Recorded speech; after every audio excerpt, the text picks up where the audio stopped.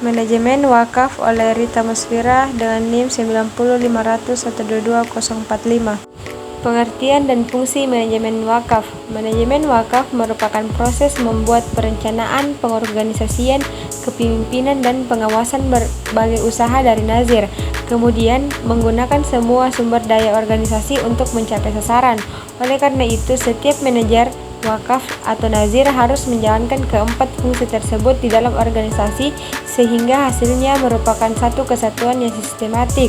Misalnya, setiap orang bisa merencanakan dan menyusun pekerjaannya, tetapi mereka belum bisa dianggap sebagai manajer bila kemampuannya hanya sebatas merencanakan tanpa bisa melaksanakannya.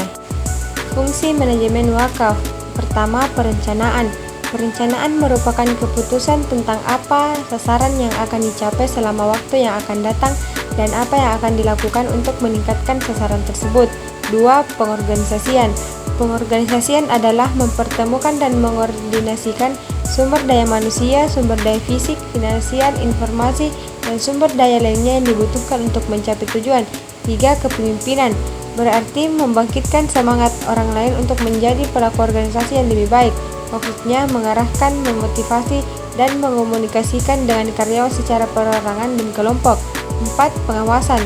Pengawasan merupakan proses yang dilakukan untuk memastikan seluruh rangkaian kegiatan yang telah direncanakan, dialogarisasikan, dan diimplementasikan agar bisa berjalan sesuai dengan target yang diharapkan sekalipun terjadi berbagai perubahan. Manajemen sumber daya nazir, lembaga pengelola wakaf.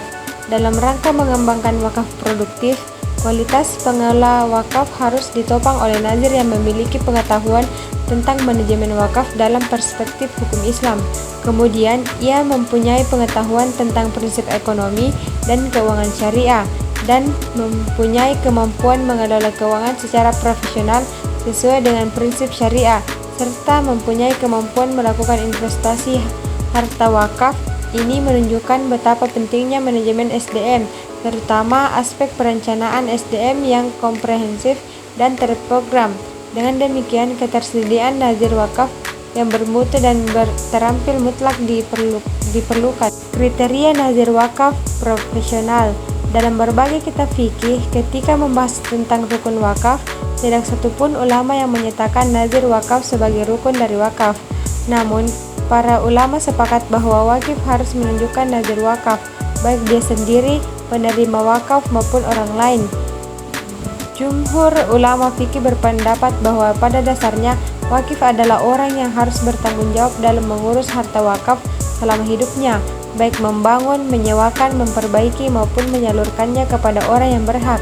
Wakif dapat bertindak sebagai nazir terhadap harta yang diwakafkannya, maupun menunjuk orang lain untuk menggantikan tugasnya. Tanggung jawab dan hak nazir wakaf.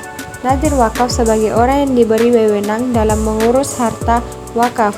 Dia mempunyai tanggung jawab untuk menangani hal-hal di bawah ini. Yang pertama, mengelola dan memelihara harta wakaf. 2. Menyewakan harta wakaf jika hal itu akan mendatangkan keuntungan dan tidak ada pihak yang melarangnya. 3.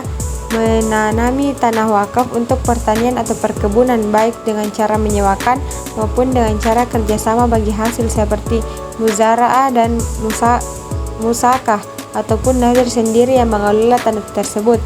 4. Membangun bangunan di atas tanah wakaf. 5. Mengubah bentuk dan kondisi harta wakaf. 6. Melaksanakan syarat dari wakif yang tidak menyalahi hukum syara. 7. Menjaga dan mempertahankan harta wakaf.